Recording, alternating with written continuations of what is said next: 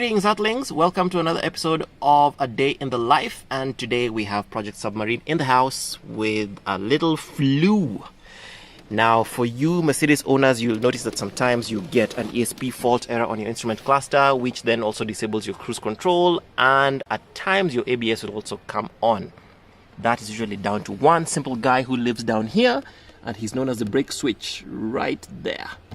So, if you have this combination of faults, whereby you have an ESP fault, ABS, run flat indicator, and or vehicle dynamics, then the culprit is most likely your brake switch. Today, we have confirmed and verified that indeed this brake switch has failed, and we'd like to show the more tech-savvy guys how to reach it. Basically, your footwell trim panel cover has to come off. It's held in place by 3 T25 bolts. Are they T25? I think so. Yes. T25 Torx. Yes, 3 of them.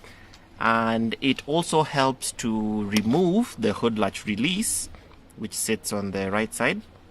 This is an RHD vehicle, so it's held in place by one self-tapping screw. I think that's looks like an 8mm.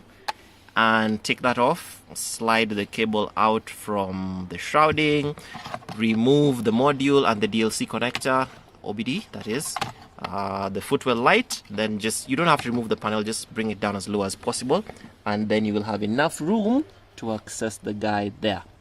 Once that's done, let's take a look and inspect the switch and see what could have made it fail.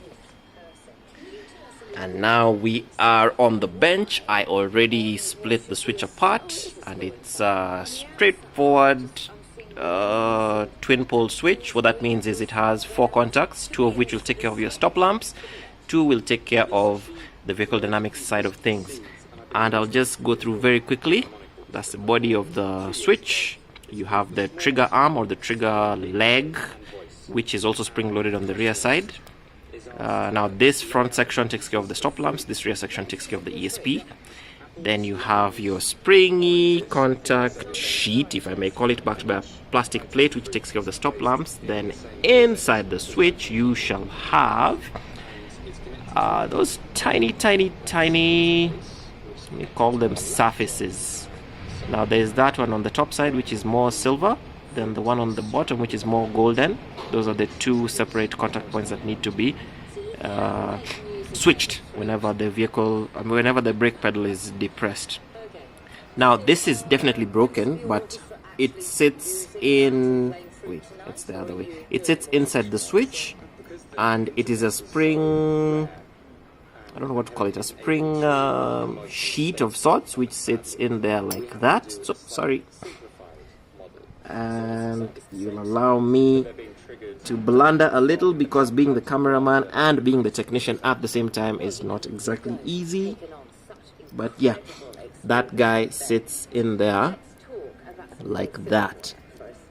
So what happens is when you press the brake pedal, the trigger arm will eject. It'll come away.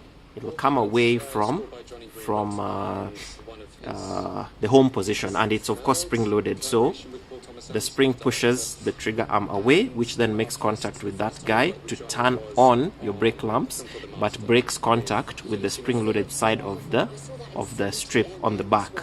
So basically it's an on-off switch. So yeah, the electricians in the house will understand what's happening here, but basically this is what goes wrong. And if your vehicle throws a fault code relating to ESP, which is electronic stability program, then this is most likely your guy. So what then happens is you will still be able to drive, but there might be errors with regards to ABS, ESP, or cruise control. The way to solve that is just to replace the switch. This one is not really repairable. Well, you could repair it, but I don't think I want to go to the effort of risking that. So we'll just replace it and release the submarine back into the wild. And on that bombshell, thank you for watching. Until the next time, peace.